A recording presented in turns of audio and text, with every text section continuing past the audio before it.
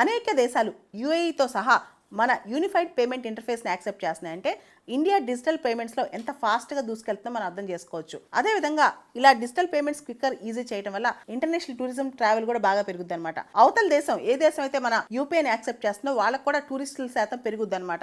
ఇవన్నీ దృష్టిలో పెట్టుకుని మన national payments corporation of India, international payments limited వాళ్ళు చాలా రకరకాల సర్వీస్ ప్రొవైడర్స్తో ఇతర దేశాల్లో మన యూపీఐ పేమెంట్స్ స్మూత్ అవ్వడానికి కొలాబరేట్ అవుతున్నారు, పార్ట్నర్షిప్ చేస్తున్నారు అనమాట.